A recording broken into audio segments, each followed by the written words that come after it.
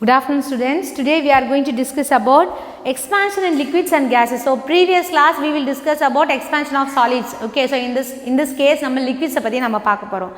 When heated, of course solid ன்றது ஒரு rigid state, அதுவே expand ஆகறப்ப அப்ப liquid கண்டிப்பா என்ன பண்ணும், expand ஆகும். When heated, the atoms in a liquid or gases gains energy. Okay, it forms, it vibrates. So vibrate ஆகி என்ன பண்ணும், evaporation stateல மேல வந்து வேப்பரா வந்து water வேப்பரா போய்டும். Okay, the extent of expansion varies from substance to substance. For a given rise in temperature, a liquid will have more expansion than a solid. Of course, solid liquid என்ன பண்ணும், ரொம்ப more expand ஆகும், ஈஸியா வந்து boil ஆக ஆரம்பிச்சிரும். Okay, and a gaseous substance has the highest expansion. அப்போ gas சொல்லவே தேவையில்லை, அதோட expansion எப்படி இருக்கும், expansion is nothing but expand. Okay, விரிவடைகிறது அப்படின்னு சொல்லுவாங்க. So expansion when compared to the other two, the coefficient of cubical expansion of liquid is independent of temperature, whereas its value for gases depends on the temperature of gases. When a liquid is heated, it's done by keeping the liquid in some container and supplying heat energy to the liquid through the container. இப்போ ஒரு example, liquid நம்ம எடுத்துட்டோம்னா ரெண்டு category இருக்கு. One is real expansion, real expansion. Another one is apparent. Apparent is nothing but not actual அப்படினு அர்த்தம். Apparent is nothing but not actual.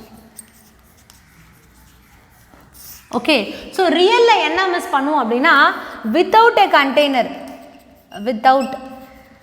without a container or without a vessel, ஒரு ஆப்ஜெக்டை ஒரு லிக்விடை நம்ம ஹீட் பண்ணுவோம். இது வந்து with the help of container. So கண்டெய்னரோட ஹெல்ப்போட நம்ம யூஸ் பண்ணுவோம். ஸோ ரியல் எக்ஸ்பான்ஷன்றது இட் இஸ் பாசிபிள், அஃப்கோர்ஸ் பாசிபிளே அது கிடையாது. ஏன்னா ஒரு பாத்திரத்தில் நம்ம தண்ணியை எடுக்காமல் அதை நம்ம ஹீட் பண்ணுறது கஷ்டம். இப்போ நார்மல் டெம்பரேச்சர், இப்போ சம்மர் சீசன் இருக்குதுன்னு வச்சுக்கோங்களேன், 100 டிகிரி செல்சியஸ் இருக்குன்னா ஸோ வாட்டர் என்ன பண்ணோம், ஒரு 50 டிகிரி செல்சியஸ் தான் அட்டைனாக இருக்கும். ஒரு பாண்ட்லேயோ ஒரு லேக்லேயோ இருக்கிற வாட்டர் அது வந்து நம்ம எந்த வெசல்லையும் எடுக்காமல் அதுவே ஹீட் ஆகுது. அதே நம்ம என்ன பண்ணுறோம், ஒரு கண்டெய்னரில் நம்ம எடுத்துட்டோம்னு வச்சுக்கோங்களேன், சேம் அமௌண்ட் ஆஃப் வாட்டர் கண்டெய்னரில் வச்சு நம்ம ஒரு புன்சன் பர்னரை வச்சு நம்ம ஹீட் பண்ணுறோன்னு வச்சுக்கோங்களேன். அப்போ அங்கே என்ன பண்ணோம், ஸோ மேக்ஸிமம் 100 டிகிரி செல்சியஸ் அதனோட பாய்லிங் பாயிண்ட்டுக்கு அது போயிடும் இல்லைங்களா.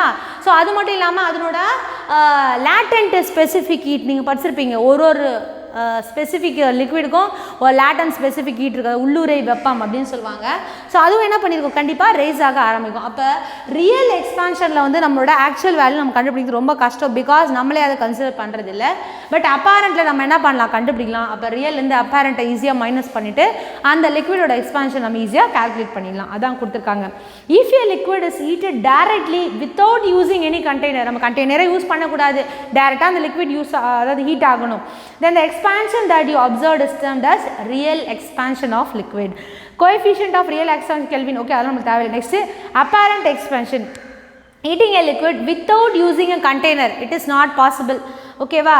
Thus in practice you can heat any liquid by pouring in some container. A part of thermal energy is used in expanding the container and a part is used expanding the liquid. So நம்ம கொடுக்குற எல்லா ஹீட்டுமே liquid போய்டும். நம்ம சொல்ல first vessel heat ஆகும், அந்த container heat ஆகும், next வந்து வாட்டர் வந்து ஹீட் ஆக ஆரம்பிக்கும். ஓகே, அதுதான் நம்ம அப்பேரண்ட் எக்ஸ்பான்ஷன் சொல்லுவோம். சேம் இதனோட யூனிட் நம்ம கெல்வினில் தான் யூஸ் பண்ணுவோம். Next experiment to measure real and apparent expansion. ஒன்றும் இல்லை, ஒரு கண்டெய்னர், ஒரு கோனிக்கல் ஃப்ளாஸ்கோ ஏதோ ஒன்று, ஒரு குடுவை நம்ம எடுத்துக்கிறோம். ஸோ இதை நம்ம என்ன பண்ணுறோம்னா சம் லிக்விட்ஸ் எடுத்துக்கிறோம். ஃபஸ்ட்டு இப்போ நம்ம ஃபஸ்ட்டு எடுக்கிற இனிஷியல் டெம்பரேச்சர் ஒன்றும் இல்லை, இப்படி வருதுன்னு வச்சுக்கோங்க. என்னோடய எக்ஸ்பான்ஷன் நான் ஹீட் கொடுக்குறேன், புன்சன் பர்னர் வச்சு ஹீட் கொடுக்குற வச்சு என்ன பண்ணோம், வாட்டர் சம்ஹா ஹைட் வந்து ரைஸ் ஆகும் இல்லையா, அது வந்து நான் வந்து L1 அப்படின்னு எடுத்துக்கிறேன். இது வந்து ரியல் எக்ஸ்பான்ஷன். ஸோ அதுக்கப்புறமா என்ன பண்ணோம் அப்படின்னா அப்பேரண்ட் எக்ஸ்பான்ஷன் L2 நடக்கும். ஸோ மேக்ஸிமைஸ் ஆயிடுச்சல் என்ன பண்ணோம், L3க்கு போகும். ஸோ அப்போ நம்ம என்ன பண்ணலாம், L3லேருந்து L1ஐயோ L2லேருந்து L1ஐயோ மைனஸ் பண்ணுறது மூலமாக நம்மளோட ஆக்சுவல் லிக்விடோட எக்ஸ்பான்ஷன் நம்ம ஈஸியாக வந்து டிட்டர்மைன் பண்ண முடியும். அதான் அவங்க கொடுத்துருக்காங்க. ரியல் எக்ஸ்பான்ஷனா L3லேருந்து L2 மைனஸ் பண்ணோம், அப்பேரண்ட் எக்ஸ்பான்ஷன்னா L3லேருந்து L1 மைனஸ் பண்ணும். Next fundamental laws of gases. Gases இப்போ லிக்விட்ஸை பற்றி நம்ம பார்த்தாச்சு, அதில் ரெண்டு ப்ராப்பர்ட்டி நம்ம பார்த்தாச்சு, ரியல் அப்பேரண்ட் அப்படின்னு. Next gases.